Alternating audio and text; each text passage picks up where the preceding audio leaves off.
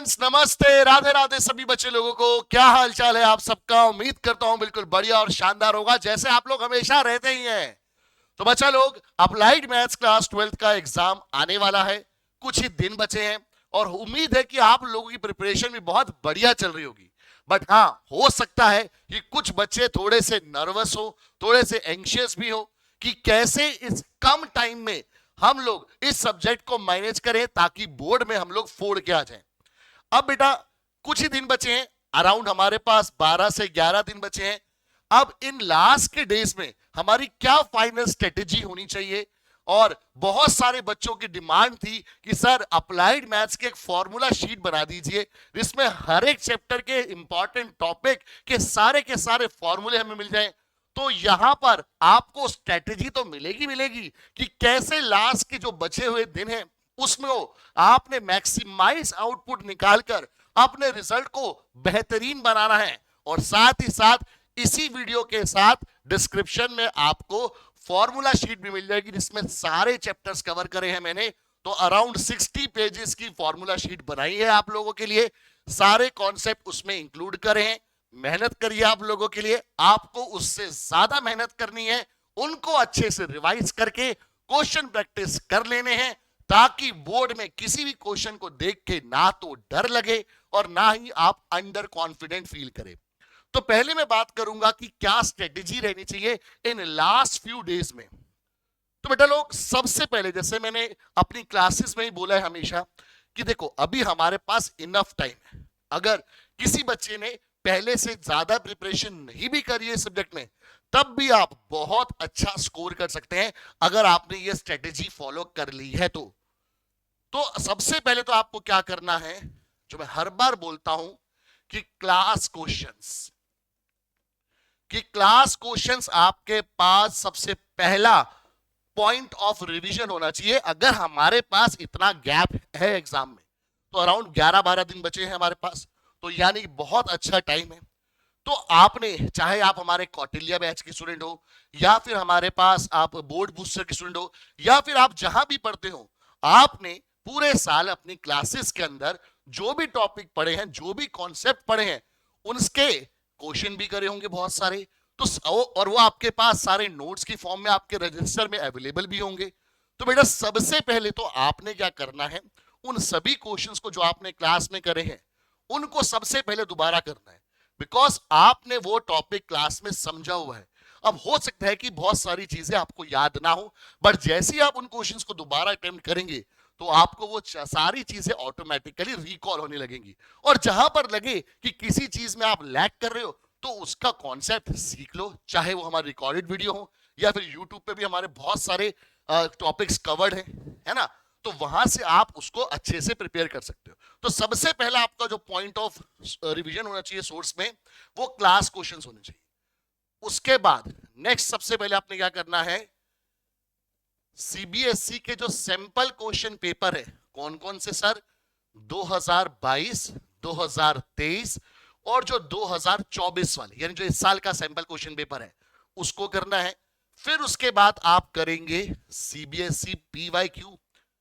अब CBSE PYQ में बेटा अप्लाइड मैथ्स के लिए अगर मैं 2022 वाले पेपर की बात करूं, तो वो टर्म 1 और टर्म 2 के हिसाब से था। तो आप अभी के लिए सिर्फ क्या करो, लास्ट ईयर का जो पेपर है 2023 का, और अगर आपको टाइम मिले तो एक बार आप देख सकते हैं 2022 वाला पेपर, क्योंकि वो वाला पेपर टर्म 1 और टर्म 2 के अकॉर्डिंग बना हुआ है। तो टर्म 1 सिर्फ एमसीक्यू बेस्ड था जिसमें आधा सिलेबस आया था, फिर बाकी टर्म 2 ऑब्जेक्टिव की जगह पर सब्जेक्टिव बेस्ड था जिसमें बाकी का आधा सिलेबस आया था। तो ये एक क्वेश्चन का आपके पास रेफरेंस मिल सकता है, बट ध्यान रखना इसमें बहुत सारे क्वेश्चंस आपके अब डिलीटेड टॉपिक के अंदर आ गए हैं, तो वो आप कहीं कंफ्यूज ना हो, इसलिए इसको सबसे लास्ट में देखना। ठीक है, तो इसमें मैं स्टार बना देता हूं, इसको याद रखना कि बाद में देखना है अगर टाइम बचा तो।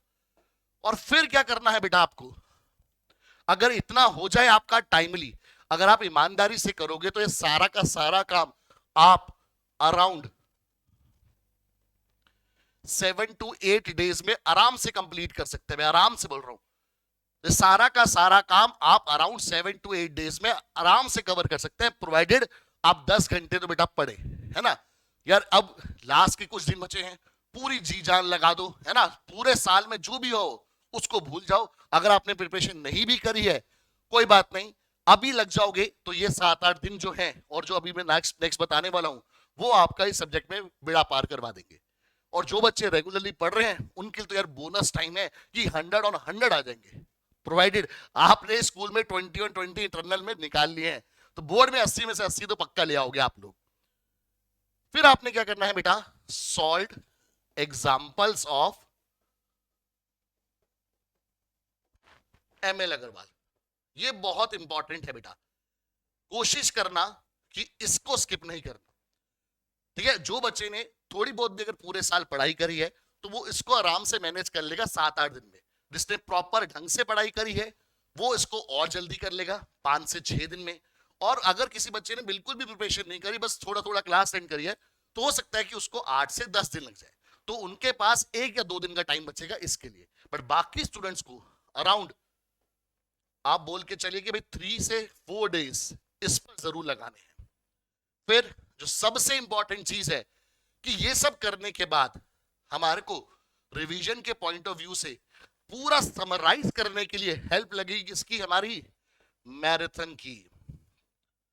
तो मैराथन बेटा हमारे इसी चैनल पर मिलेगी आपको, अप्लाइड मैथ्स की 7 मार्च को 12 PM टू। यहां पर मैं कोई टाइम लिमिट नहीं डाल रहा हूं, जब तक आपके डाउट्स, जब तक आपके कॉन्सेप्ट, जब तक आपके टॉपिक खत्म नहीं हो जाते ये मैराथन चलती रहेगी। चाहे वो 12 बजे तक हो रात के, या 1 बजे या 2 बजे। आप लोग जब तक साथ देंगे, जब तक आपके सारे डाउट्स और कॉन्सेप्ट क्लियर नहीं होंगे, मैं मैराथन स्टॉप नहीं करूंगा, ये मेरा प्रॉमिस है आपसे। बट आपको तब तक ये सारा काम करके रखना है, क्योंकि जब मैराथन में हम लोग पहुंचेंगे तो ये सारी चीजें अगर आपने बना ली होंगी तो आप लोग बिल्कुल रेडी होगे उन क्वेश्चंस के थ्रू पूरे के पूरे साल में जो आपने पढ़ा है उसको रिवाइज करने के लिए, और फिर आप एग्जाम में मचा के आओगे, ये गारंटी है। ठीक है, ये बिल्कुल आप कर पाओगे प्रोवाइडेड आपने इतना काम कर लिया है। और ये मिनिमम भी है, ये मैक्सिमम भी है। अब आपकी प्रैक्टिस डिपेंड करती है कि आप उसमें कितनी वैरायटी ले पाते हैं। क्लास क्वेश्चंस अगर आपने अच्छे से कर लिए हैं, सीबीएसई के प्रीवियस सैंपल पेपर और जो पीवाईक्यू है वो कर लिए हैं, सॉल्व एग्जांपल्स कर लिए एमएल अग्रवाल के। अगर एक्सरसाइज का टाइम आपको नहीं भी मिलता है कोई दिक्कत नहीं, एग्जाम्पल भी कर लोगे तो बहुत आराम से काम हो जाएगा। और जो पूरे सिलेबस के हमारे इंपॉर्टेंट क्वेश्चंस होंगे विद कॉन्सेप्ट आपको मैं मैराथन में समझाऊंगा ही। बस इतना सा काम करना है बेटा। 10 से 12 घंटे अगर आप निकाल सको, मिनिमम 10 घंटे तो प्लीज, 8 घंटे सो, ठीक है, 10 घंटे पढ़ाई कर लो, तब भी 6 घंटे बचते हैं बाकी चीजों के लिए, रिलैक्स करने के लिए। बहुत टाइम है आप लोगों के पास, कर सकते हो, बस थोड़ा सा ध्यान से करना है, डिस्ट्रैक्शन से दूर रहना है। फोन का इस्तेमाल अगर आप कर रहे हो तो मेक श्योर कि जब 10 घंटे की पढ़ाई की वो विंडो है उसमें अगर आपके पास फोन है तो वो सिर्फ और सिर्फ सॉल्यूशन या फिर वीडियो देखने के लिए हो, है ना, जिससे आप कॉन्सेप्ट सीख रहे हैं। कोई आपको फालतू की जो स्क्रोलिंग है वो नहीं कर रही। बाकी की जो आपके 6 घंटे जिसमें आपको रिलैक्स करना है उसमें से आधा घंटा 1 घंटा, ठीक है, आप थोड़ा सा अपने आप को रिलैक्स करने के लिए पूरे दिन में निकाल सकते हो, ठीक है, फोन के साथ। ठीक है, बाकी अगर आप फिजिकल एक्टिविटी में किसी स्पोर्ट्स के साथ अगर अपने आप को बिजी करोगे तो बेटा आपका माइंड और जल्दी फ्रेश होगा। ठीक है, मोबाइल वगैरह से तो क्या होगा कि भाई ऑलरेडी आप पढ़ाई के लिए फोन यूज कर रहे होंगे या लैपटॉप या टैबलेट यूज कर रहे होंगे, तो स्क्रीन टाइम ज्यादा है, आंखों पे प्रेशर ज्यादा पड़ता है, ठीक है, नर्व्स दुखती हैं ब्रेन की भी। तो इसलिए कोई फिजिकल एक्टिविटी अगर आप करोगे, बीट एनी स्पोर्ट, मेडिटेशन कर लो, ठीक है, थोड़ा सा बाहर वॉक ही कर लो, ठीक है, 45 मिनट 50 मिनट की, आपका माइंड फ्रेश हो जाएगा, फ्रेश एयर मिल जाएगी, बॉडी भी रिलैक्स हो जाएगी। सबसे इंपॉर्टेंट स्ट्रेचिंग कर लो 15 से 20 मिनट, ठीक है, बीच बीच में जब आप पढ़ाई में ब्रेक लो 5 मिनट की स्ट्रेचिंग जरूर करके उठा करो, ताकि बॉडी के अंदर जो स्टिफनेस है वो ना आए। जब बॉडी के अंदर स्टिफनेस नहीं होगी तो ब्लड प्रॉपर ब्रेन तक पहुंचेगा, और जब ब्लड के पास प्रॉपर ब्रेन में ऑक्सीजन पहुंचेगी तो दिमाग भी क्या रहेगा, एक्टिव रहेगा, आपको थकान नहीं होगी, मन करेगा पढ़ने का। तो ये छोटी छोटी बातें हैं। लिक्विड इंटेक बढ़ाइए अपना, ठीक है, को चाय कम कीजिएगा, कॉफी अगर आप लेते हैं तो कॉफी पीजिए, पानी पीजिए, पानी बहुत ज्यादा पीजिए, जूस पी सकते हैं, ठीक है, बट बाहर वाला पैकेट वाला नहीं, ठीक है, घर का निकला हुआ जूस। ये सारी चीजें आपको एनर्जी प्रोवाइड करेंगी, आपका ब्रेन सूदिंग रहेगा और आप अच्छे से कॉन्टिन्यूसली पढ़ सकते हैं। ठीक है, ये वाला सारा काम आपने करना है। मैराथन के साथ ही मैं लास्ट के जो देखो 7th को मैराथन आएगी तो उस दिन भी आपको समझाऊंगा कि कैसे आपको एग्जाम में अटेम्प्ट करने हैं क्वेश्चन, वो वाली प्रैक्टिस आप 8 मार्च को कर सकते हैं और फिर 9 मार्च को आप अपने एग्जाम के लिए बिल्कुल रेडी रहेंगे और फोड़ के आएंगे। और ये आपने मुझे प्रॉमिस करना है, कमेंट में बताना है कि फोड़ के आओगे या नहीं, ठीक है। ये आपका एक तरह से समझ लीजिए कि कमिटमेंट है कि आपने फोड़ के आना है और ये काम जरूर करना है बेटा। और इसमें कहीं कोई दिक्कत आ रही है तो अगर आप हमारे बैचेस के स्टूडेंट हैं तो आप मुझे डाउट साइट पर अपने डाउट भेज सकते हैं, और वरना आप यहाँ पर भी कमेंट में भी अपने डाउट्स मेंशन कर सकते हैं। तो सारे डाउट्स में जो है आपके आंसर करूंगा। अभी एक 27 तारीख को हमारा जो ट्यूसडे आने वाला है उसमें कैलकुलस का मोस्ट एक्सपेक्टेड या मोस्ट इंपॉर्टेंट क्वेश्चंस का एक सेशन आ रहा है हमारे पास, बिकॉज कैलकुलस का टॉपिक बहुत तंग करता है। तो वहां पर भी मैं कवर अप कर लूंगा जो भी आपके कुछ डाउट्स होंगे या आपको कहीं पर नहीं समझ में आ रहा है कि कैसे करना है, तो वो वाला काम मैं उस दिन भी कर लूंगा। फिर बाकी जो डाउट्स होंगे वो मैराथन में हम कवर अप कर लेंगे। और जैसा कि मैंने आप लोगों को प्रॉमिस किया था कि हमारी क्लास 12th अप्लाइड मैथ्स के इंपॉर्टेंट फॉर्मूले ऑफ ऑल चैप्टर, तो ये फॉर्मूला शीट आप लोगों के लिए बनाई है मैंने, अपने हाथ से बनाई है, ठीक है। पूरा लगा हूं आप लोगों के लिए। हर एक टॉपिक अगर आप देखेंगे उसमें जो भी फॉर्मूले इसमें इस्तेमाल होते हैं विद देयर एक्सप्लेनेशन, जहां जहां पे जरूरत है, तो वहां पे सारी चीजें बताई हैं। तो इसको आप लोगों ने जरूर रेफर करना है और ये हमारी मैराथन में भी आप लोगों के लिए काम आएगी, तो इसको पहले से ही रिवाइज करके आना, ठीक है। तो आप कोई भी चैप्टर देख लीजिए, चाहे डिटरमिनेंट की प्रॉपर्टीज देख लीजिए जिसमें हमारे पास एडजॉइंट ऑफ ए और ए इनवर्स के जो बड़े सारे फॉर्मूले हैं सारे के सारे यहां पर लिख दिए। और बच्चों को इंटीग्रेशन में बहुत डाउट रहता है तो उसके लिए भी मैंने बीच में ट्रिक्स बनाई हैं, वो भी आप लोगों को दिखाता हूं।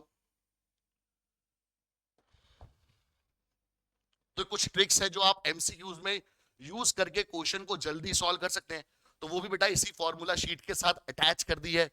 फिर फाइनेंशियल मैथ्स के सारे फॉर्मूले हो जाएंगे हमारे पास, वो भी इसमें आ चुका है। और एक ये इंपॉर्टेंट है बेटा कि linear differential equation as such हमारे सिलेबस में तो मेंशन नहीं है, बट हमने जो इस साल का सीबीएसई का सैंपल क्वेश्चन पेपर देखा है तो उसमें एक क्वेश्चन इंटीग्रेटिंग फैक्टर का दिया हुआ है, तो इसलिए हमने यहाँ पर इसको भी इंक्लूड कर लिया कि भाई हमारे पास लीनियर डिफरेंशियल इक्वेशन जो दोनों फॉर्म है वो क्या होती है। और मैराथन में जब मैं इसके कॉन्सेप्ट सिखाऊंगा, फिर कैलकुलस वाला जो सेशन आएगा उसमें भी एक आध क्वेश्चन लेके आपको बताऊंगा कि इसको यूज कैसे करना है, ठीक है। हमने पहले भी पढ़ा हुआ है बट इसमें भी बताऊंगा बच्चों को कि कैसे आपको यूज करना है इसको।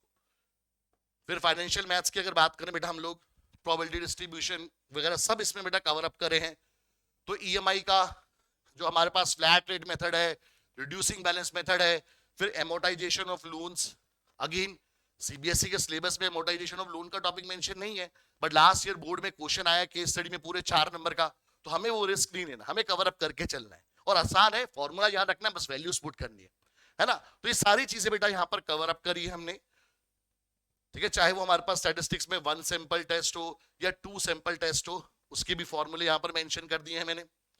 बाकी जब हमारी मैराथन आएगी तो उसमें तो ये हम सब डिस्कस करेंगे ही करेंगे। तो बेटा वीडियो थोड़ी शॉर्ट रखी है मैंने ताकि आपका ज्यादा टाइम ना लूं, जो इंपॉर्टेंट बातें थी वो आपको बता दी हैं।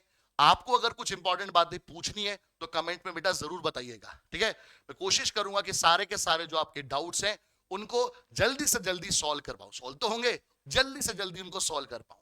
तो मिलते हैं हम बेटा जल्दी से अपने कैलकुलस के मोस्ट इंपॉर्टेंट क्वेश्चंस वाले सेशन में, जो कि आ रहा है 27 फरवरी को, यानी ट्यूसडे को 4 बजे शाम को। तो मिलते हैं बेटा, आप सबके अटेंडेंस का वेट रहेगा। And all the best for your preparation. शांत रह के, कूल रह के, मस्त होके पढ़ाई कीजिएगा, रिजल्ट बहुत बढ़िया आने वाला है। तो नमस्ते, राधे राधे सभी मेरे एवियंस को, ध्यान रखिएगा अपना, and all the best again. Thank you.